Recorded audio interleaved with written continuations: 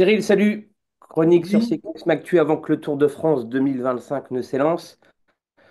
Un petit clin d'œil quand même, ce Tour de France 2025, et il va partir sans toi. oui, c'est vrai, il fallait que ça arrive un jour. C'est pas lié à ma propre volonté, mais à la dégradation cellulaire qui remplit inexorablement son œuvre. Donc, il y a un moment, il faut savoir regarder les choses en face et se dire que il y a une page de tournée. On avait Aucune commencé la nostalgie? tournée après les Jeux Olympiques déjà. Voilà. Aucune nostalgie? Non, non, honnêtement, non. On est à quelques jours du départ et non, je ne ressens rien de particulier par rapport à nostalgie. Non, non, je crois que j'ai fait le tour et que aujourd'hui,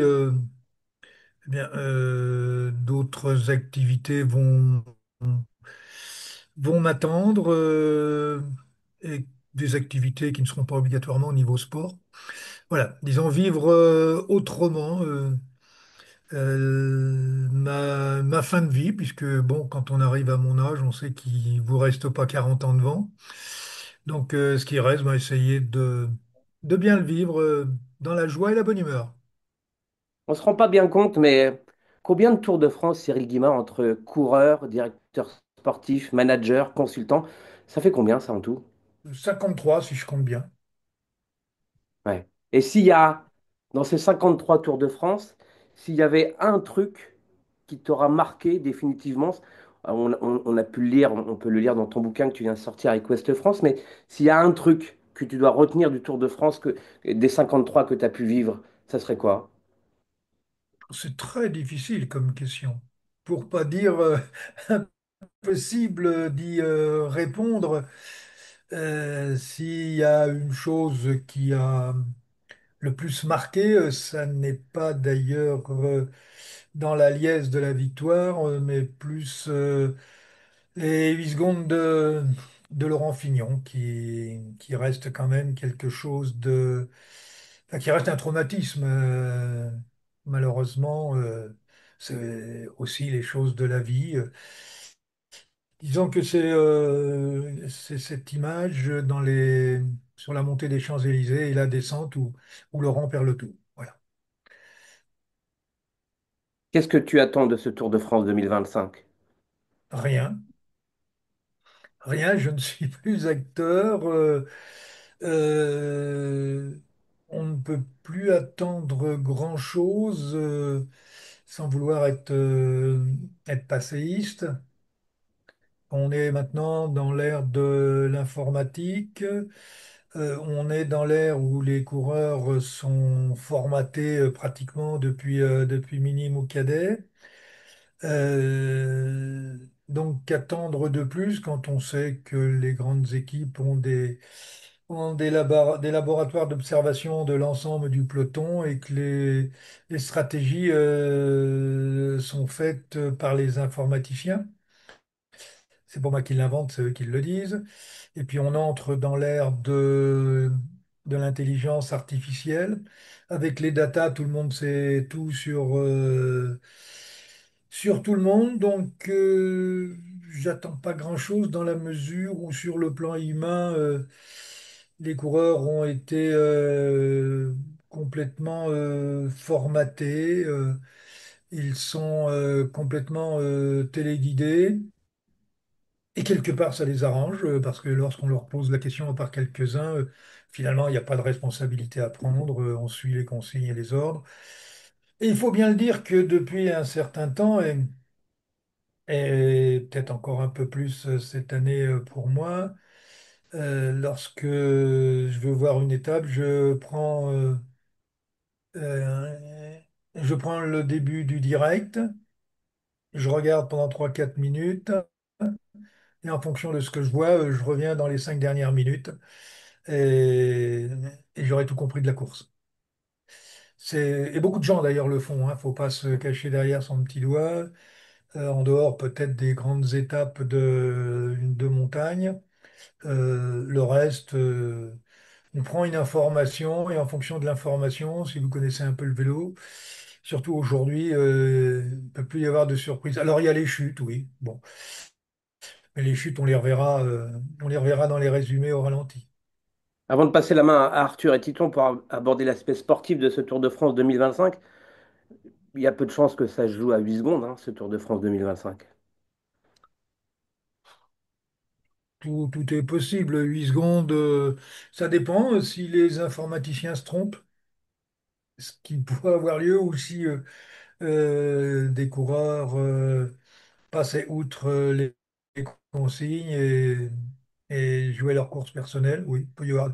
Mais vous savez, une compétition reste une compétition et on ne sait jamais comment ça va se terminer. J'ai coutume de dire que une course cycliste, on écrit le scénario après. Car après, on sait ce qui s'est passé. Mais avant, personne ne peut écrire les choses de façon précise. Des orientations, oui. Alors, ces orientations, aujourd'hui, tout le monde va vous dire, oui, ben, le grand favori, c'est Pogacar. Pas toujours les grands favoris qui gagnent, hein.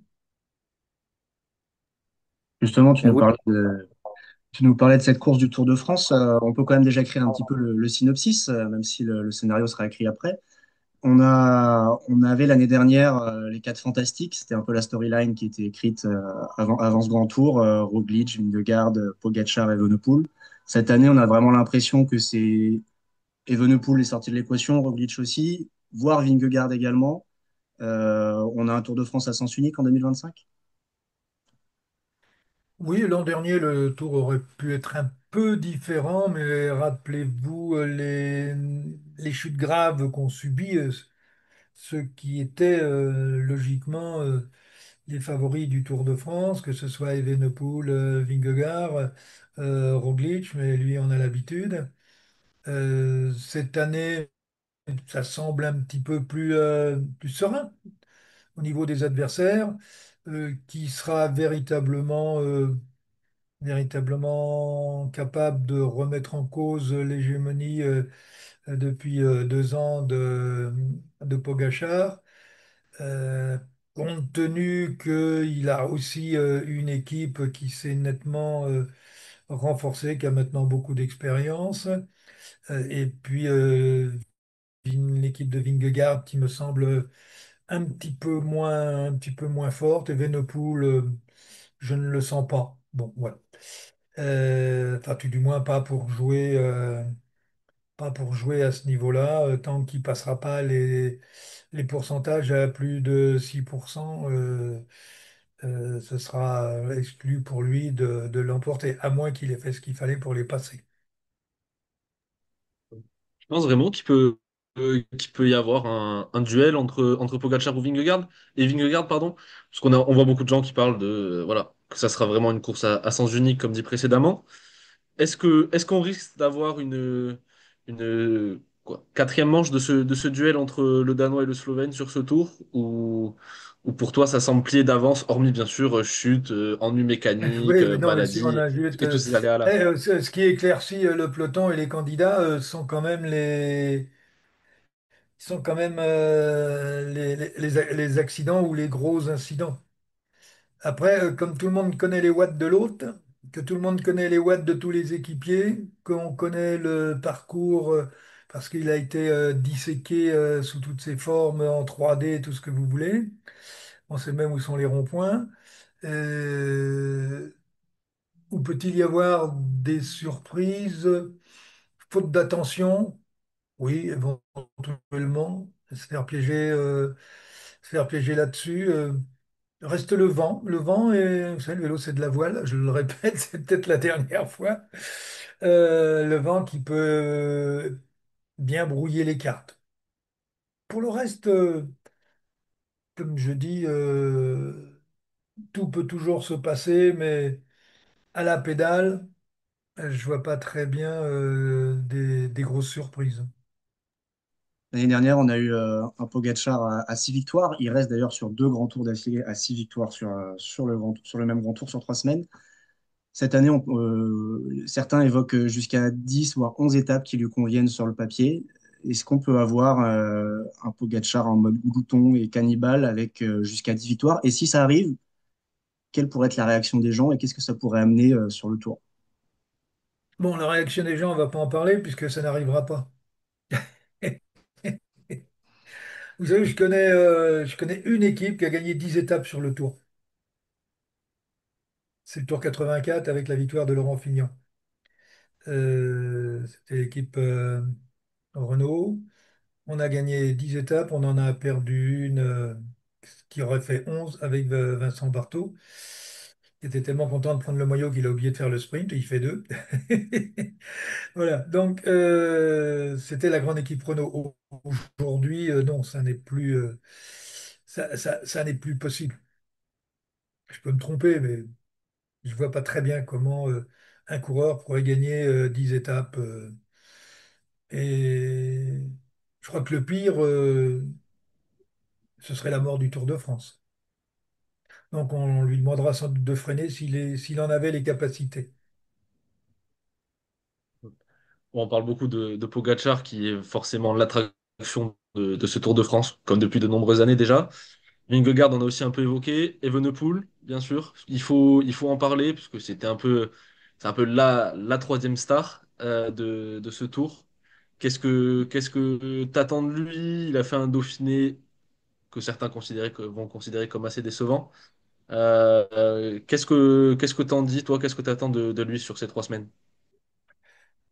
Ben, moi, j'attends qu'une chose, c'est qu'il arrive vraiment pas au départ du Tour. C'était pas le cas l'an dernier. Et arriver prêt, ça veut dire qu'il soit beaucoup plus maigre qu'il est. C'est pour ça que je parlais des 6% dans les ascensions. Quand ça passe au-dessus, son rapport poids-puissance devient défavorable. Bon. Mais en a-t-il conscience? Est-ce que les gens qui le conseillent et l'encadrent lui ont fait prendre conscience que ben, quand vous avez des kilos en trop, il faut les monter? Et les monter, ben, ça coûte de l'énergie, ça coûte des watts. Voilà. Donc, c'est la raison. Plus la pente est importante et plus le poids en trop devient un élément de votre incapacité à suivre ceux qui le sont. Donc, oui, si il arrive à son poids de forme, il peut éventuellement jouer dans la mesure où il y a un contre-la-montre sur lequel il pourrait éventuellement faire des écarts. Le deuxième est en bosse. Donc sur celui-là, il risque plutôt de perdre du temps que d'en gagner. Non, honnêtement, je le vois acteur, mais pas pour gagner le Tour de France. Puis il faudrait qu'il soit un petit peu plus calme à certains moments. Il est un peu sanguin. Il faut savoir garder son calme. Et côté français, qu'est-ce qu'on peut attendre? Bah, j'ai presque envie de vous retourner la question. Et vous, vous attendez quoi? Et de qui? On va Des dire féminins, un quand petit même. Lenny Martinez. Il faut savoir dans quel cours on joue. Non, sur le tour, les Français ne jouent pas dans la cour des grands. Sinon, ça se saurait depuis longtemps. Le seul qui peut tirer peut-être son épingle du jeu, c'est Lenny. Encore que je considère, je l'ai déjà dit, que il eût été préférable qu'il ne fasse pas ce Tour de France où, au niveau du général, il n'a rien à espérer. Il a un âge où il a encore besoin d'affirmer sa maturité sur le plan physique, mais également sur le plan mental. S'il doit revivre un tour comme celui qu'il a vécu l'an dernier, tour qu'il n'aurait d'ailleurs pas dû faire, il aura beaucoup de mal à remonter la pente. Aujourd'hui, le mettre dans le tour est quelque chose pour moi de trop risqué compte tenu de son potentiel. Il lui reste, allez, si on compte, entre 12 et 14 ans à la limite pour gagner le tour ou être sur le podium.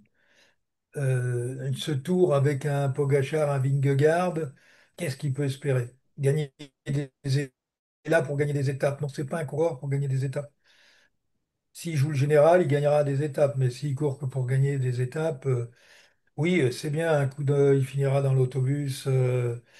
on va dire, dans le groupe Eto, et puis 2 jours après, il ira faire son numéro, comme il a fait d'ailleurs au Dauphiné. Bah, c'est Mais c'est c'est ce pas que ça j'allais te qu'on dire. attend, c'est pas ça qu'on attend de Martinez. Cette année, il est clairement en mode chasse aux étapes. Paris-Nice, Romandie, Dauphiné. C'est comme ça qu'il a été annoncé sur le Tour de France, avec Buitrago en leader et Martinez en chasseur d'étapes. Pourquoi pas d'ailleurs un maillot à poids à aller chercher? On a Carapace qui est sorti de l'équation sur ce plan-là. Un Lenny Martinez vainqueur d'étape et maillot à poids, ce serait quand même un beau Tour de France pour lui et même de manière générale pour les Français, non? Oui, oui, c'est pas gagné, hein. Déjà, pour le classement de la montagne, oui, ce serait bien. Ça fait 50 ans que le premier maillot à poids a été introduit sur le Tour de France. Oui, ça peut être un objectif, mais je te dis encore, c'est pas ça qu'on attend de Martinez. Je sais pas. Moi, quand j'ai pas voulu mettre Bernard Hinault en 77, j'attendais pas qu'il a gagné 2 étapes. Non, Bernard Hinault, il avait le potentiel pour gagner le premier Tour de France. Et à une époque, rappelez-vous, les grands champions, les très grands champions gagnaient le Tour de France la première année où ils se présentaient. Que ce soit Anquetil, Merckx, Hinault. Mais il faut être prêt pour ça, il faut une équipe qui soit prête. Je pense que d'un autre côté, l'équipe Bahreïn n'est quand même pas très solide non plus. Donc pour moi, c'est une erreur de faire le tour cette année. Parler un On peu Mais a, comme, des euh, autres comme ça Français. avait été une Vas-y, erreur vas-y. pour Thibaut Pinot de le faire la première année où il l'a faite. et on a un Tour de France où on retrouve un certain Julien Alaphilippe qui revient. Et on n'en parle pas tant que ça, au final. On n'en a pas encore parlé, alors que niveau français, c'est quand même la star du Tour de France. Qu'est-ce que toi, tu attends de Julien Alaphilippe sur ce tour? Est-ce qu'il a les capacités, enfin, de pouvoir renouer avec la victoire sur le Tour? On a vu du bon Julien sur le Dauphiné qui retrouvait un peu de hargne, Tour de Suisse, tu veux dire. qui retrouvait de l'envie. Mais physiquement, il est quand même en dessous du Alaphilippe d'il y a 3, 4, 5 ans ou 6 ans. Euh, et je pense que aujourd'hui, le potentiel est toujours là, mais je pense qu'il a beaucoup de mal maintenant à supporter les hauts taux de lactate et de les supporter sur un certain nombre de minutes tel qu'il pouvait le faire auparavant. Je pense que euh, sur ce plan-là, le mental n'est plus là. Maintenant, il a tellement de talent que s'il cible bien les étapes où il peut aller faire des numéros, il a la possibilité d'aller chercher des victoires d'étape. Je lui le souhaite parce que c'est un très beau coureur, un très grand champion. Mais malheureusement, là, euh, il y a une expression qu'on utilise dans le cyclisme ou qu'on utilisait, c'est être sur le fil-biais. Et je pense qu'il est un peu sur le fil-biais. Pour parler un peu des autres Français, l'année dernière, on a eu une belle édition justement pour les tricolores sur le Tour, avec 3 victoires d'étape, donc Romain Bardet, Kevin Vauquelin et Anthony Vauquelin. Turgis. Mhm. Est-ce qu'on peut espérer autant de victoires d'étape et un Tour qu'on peut considérer comme aussi réussi du côté des Français cette année? Bah, je l'espère. On vient d'évoquer Lenny Martinez. Vauquelin marche vraiment très très fort. Ensuite, sur le classement général, bon, à part Lenny qu'on a évoqué, mais on a personne pour le classement général aujourd'hui. Euh, Guillaume Martin, il est plutôt, et c'est pas péjoratif parce qu'il a toujours été un peu comme ça en mode diesel. Comment il est dans une nouvelle équipe, peut-être avec de nouveaux. Je lui le souhaite parce que ce serait quand même bien qu'un jour il gagne une étape sur le Tour de France. Mais là encore, faut bien cibler les choses. Mais je ne l'ai pas senti cette année supérieur aux autres années. Donc après, il y en a un qui peut être intéressant, c'est Valentin paraît peintre, même si on ne l'a pas beaucoup vu depuis le début de l'année, qui reste un vrai grimpeur.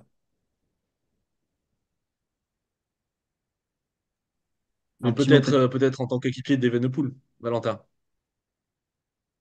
Est-ce qu'il ne sera Oui, pas justement cantonné à ce rôle oui, de ben, lieutenant pour le... oui, enfin bon, les choses peuvent s'inverser assez vite, hein, mais oui, il sera dans le rôle de, mais au moins on le verra. Au moins on le verra. Mais il a des qualités de grimpeur qui sont au-dessus de la normale. Et je pense que c'est pas par hasard qu'on l'a mis avec Evenepoel. Et c'est peut-être pas par hasard qu'on l'a pas beaucoup vu depuis le début de l'année non plus. Un petit mot peut-être pour finir sur la lutte pour le maillot vert. On l'a pas encore évoqué. Binyam Guillermet est le tenant du titre, mais on a l'impression qu'il arrive avec un déficit de confiance et de forme cette année. Est-ce qu'on peut avoir une très belle lutte entre Philipsen, Mathieu Van Der Poel, Wout van Aert, notamment, qui sont évoqués, Tim Merlier.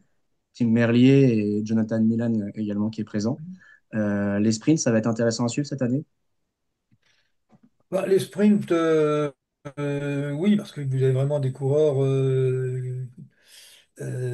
très doués dans cet exercice, avec des équipes qui sont aussi souvent bien articulées autour de leurs sprinters. Pour Tim Merlier, ce sera peut-être un peu plus difficile dans la mesure où il est aussi équipier de Evenepoel. Euh, oui, on va avoir de très beaux sprints. Malheureusement, je suis pas sûr que les Français puissent se mêler à la lutte. Oui, ça, c'est à peu près sûr, quoi. Et peut-être un petit mot, justement, on parle des sprinters sur cette dernière étape. Euh, sur les Champs-Élysées, les 50 ans de l'arrivée des Champs-Élysées sur le Tour de France, et avec ce rajout de la butte Montmartre qu'on a vu sur les Jeux Olympiques. Est-ce que toi, tu as un avis particulier là-dessus? On a vu beaucoup de critiques des coureurs, et notamment des sprinters, qui se plaignent de leur avoir enlevé ce petit bonbon de fin de Tour de France. Quel est ton avis, toi, sur cette modification? Oui, bah, ils n'ont qu'à monter les bosses, hein, c'est tout. S'il faut leur faire une arrivée sur mesure, autant donner le départ et faire un tour de course, c'est tout. Alors bon, ce qui va peut-être les gêner, tout dépendra du classement général, c'est la petite heure où on se partage les coupes de champagne, ce que je trouve d'ailleurs totalement inadmissible dans une compétition. Voilà. Bon, une course, il y a un départ, il y a une ligne d'arrivée. Alors tout le monde aime ça parce que bah, finalement, il n'y a pas de course, et puis la course part que sur les Champs-Élysées. Bon, ça sera peut-être la même chose cette année. Mais il faudra quand même passer la butte Montmartre. Et, et pour les sprinters, ben, vous êtes coureur cycliste, si vous ne passez pas une bosse qui a une ligne d'arrivée derrière, bon, ben, vous sautez, c'est votre problème, quoi. C'est pas le problème des autres. Permettra à des coureurs peut-être un peu moins rapides, mais qui passent les bosses de l'emporter sur les champs. Puis rappelez-vous que sur les champs, il y a des coureurs qu'on finit tout seul ou qu'on finit à deux. Donc il peut aussi. Mais c'était à l'époque où il n'y avait pas le champagne au départ. Rappelez-vous Ineos Zotomel qui arrive à deux sur les Champs-Élysées. C'était c'était parti dans les bosses de la vallée de Chevreuse. C'était à l'époque où les coureurs n'avaient pas d'oreillettes. On a fait le tour. On a fait le tour et on va pas être original, mais le 27 juillet, du coup, une fois qu'on aura passé la butte Montmartre, ça serait quoi le podium pour toi à Paris? Bah, déjà, pratiquement, tu mets deux coureurs que tu ne peux pas enlever, Vingegaard et Pogačar. Après, Roglic, il tombe pas. Et, et Evenepoel, je pense que la troisième marche risque de se jouer entre ces deux coureurs. Donc, un, 2 et 3. Un, deux et trois ex aequo. Roglic et Evenepoel. Ils sont dites. Pas beaucoup de risques cette année, le druide, sur ses pronostics. Ouais. Non, bon, mais qui en prendrait? Merci Cyril. Bon Tour de France, vous allez le suivre quand même. Oui, bah, oui, oui, je vais quand même le suivre. Mais je ferai pas que ça. Puis une petite chronique à mi-parcours sur Cyclisme Actu, ça serait pas mal. Bah, si t'es gentil. Si vous êtes gentil. Allez, Merci bon tour en Cyril. tous les cas. Merci Cyril, à très vite.